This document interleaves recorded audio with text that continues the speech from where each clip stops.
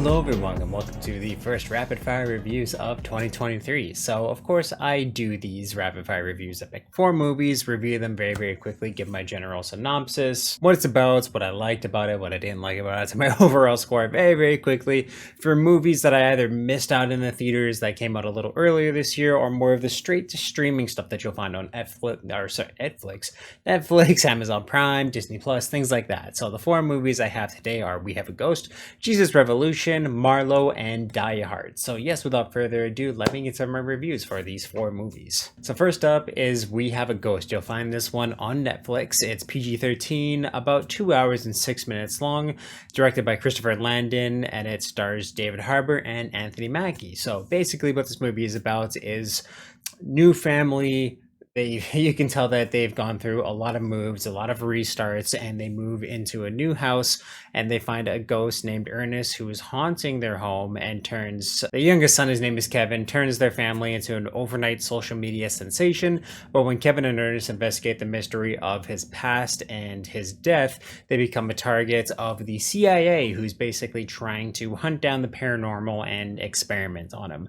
So I did find that this movie started out decent. It had some good concepts and honestly some pretty decent like CGI and scares when it came to Dave Harbour being hilarious and sometimes really terrifying as the ghost within this film. But I found a lot of the times this movie just felt so flat for me in terms of just how generic the story's told, and how, again, to just none of the characters really seem original, and neither does the pacing of this movie. Like the overall story of it is something very predictable and feels very been there done that, when I felt like the cast that comes into this movie is something that could have really brought a lot more. They had way more talents than what was given to them to work with within this film. So really, with everything taken together, I can only give We Have a Ghost a 5 out of 10 because, again, too, it just felt really generic and been there done that, and just nothing really worth my time to watch. The next film I have is Jesus Revolution. This one you'll still find in theaters. It's about 2 hours long,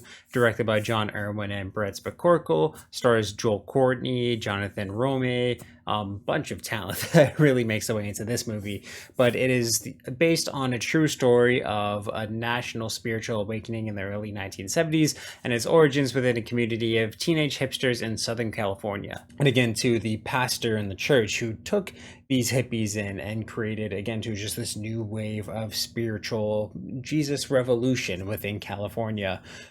Just how different they were from the traditional dominion of their church, how stuck up really that church was, and how exclusive that they were, and they were missing a lot of the points of what made faith for everyone, something that it was missing out, that it was something to be shared and cherished and for everyone, no matter what. Even for the people who were, again, too, trying to distance themselves from this new wave, it's still something for them, because that's exactly what faith is. I found this movie told a very good story that's such as something very uplifting and warming, and again, too, just true to the faith that I practice, the church that I go to.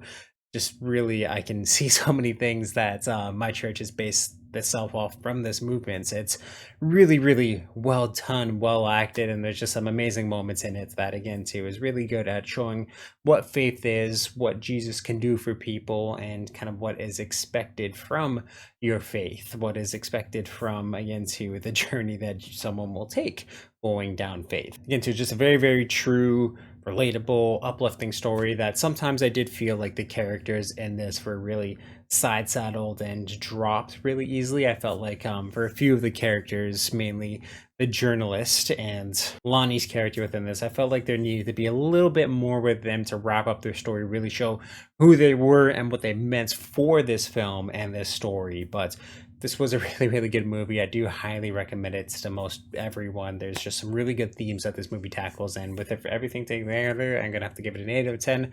Again, I really like this movie, and for movies about or being based around faith and finding faith, this is easily one of my favorites. Third up, we have Marlowe. So this one is an hour and 15 minutes long, directed by Neil Jordan, and of course starring Liam Neeson as the titular character Marlowe. So in the late 1930s Bay City, a brooding, down-on-his-luck detective is hired to find the ex-lover of a glamorous heiress. So again, too, just with the legacy of the character Philip Marlowe, I didn't really like how this movie turned him into more of an action star, and I didn't feel like Liam Neeson's performance was able to really deliver upon what this movie was asking of the character. And so, again, too, it felt really generic and just that whole "I'm getting too old for this shit" sort of character that you have within it. So there's a lot of times where I was rolling my eyes and just that what akin to this movie was trying to do to the character. I don't think it's necessarily a really, really bad iteration of the character of Marlowe. It's just something that I found very, very bleak and boring because the story isn't paced very well. It's very, very dull and dry and really predictable throughout the entirety of the movie. I found it was very easy to see where things were going to go, what the real mystery of this movie was, what the intentions of everything were. It wasn't really a good whodunit or really a good mystery in my eyes. Definitely not for the character of Philip Marlowe. It was just something very, very generic in a lot of ways. And I do feel like if you're a fan of this character, this is definitely an easy one to skip. And there's way better movies, stories, books that you could sink your teeth into that'll just do a lot more faith for what this character I think truly deserves. So really with everything taken together, I'm gonna have to give Marlowe a 5 out of 10. I can too. It's decent in some ways. It's directed good, and so there's things that made me happy within it, but overall this just isn't a story I think deserving of the name Marlowe. And lastly, you'll find this one on Amazon Prime. This is Die Hart. It's about an hour and 25 minutes long. Yeah, it is. It stars Kevin Hart, Nathalie Emmanuel, John Travolta. So this is Kevin Hart playing a version of himself who is on a death-defying quest to become an action star, and with a little help from John Travolta's character, he just might pull it off if this is an episode of this. So he gets recruited for a movie, an action movie where he's going to be the leading man. He's no longer going to be in the rock shadow. But to do that, he needs to go to this acting, like action star acting school, and which is run by John Travolta's character. And basically, they say that all the greatest action stars went to this school, graduated from it, and it made them the stars that they are today. But Kevin Hart enrolls in this program and does his typical goofy, help me, oh my gosh, just screaming, being loud, being Kevin Hart's throughout the entirety of this movie. Um, I didn't really find it was a movie that was super self-aware or at least creative in how self-aware it thought it was trying to be in a lot of ways. It was just really, really boring and dull and dry and again too extremely predictable into what was going on. The mystery really smacks you in the face the entire time within it.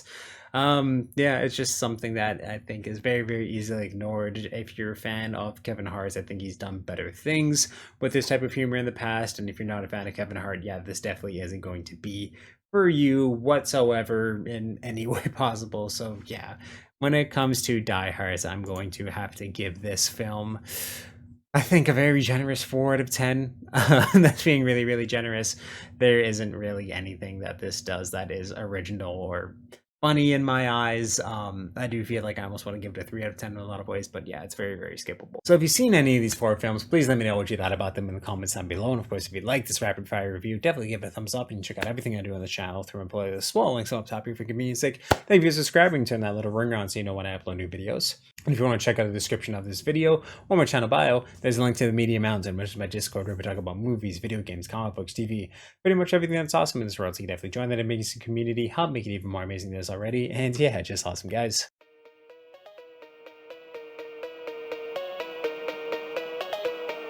I just hope that someone would love me.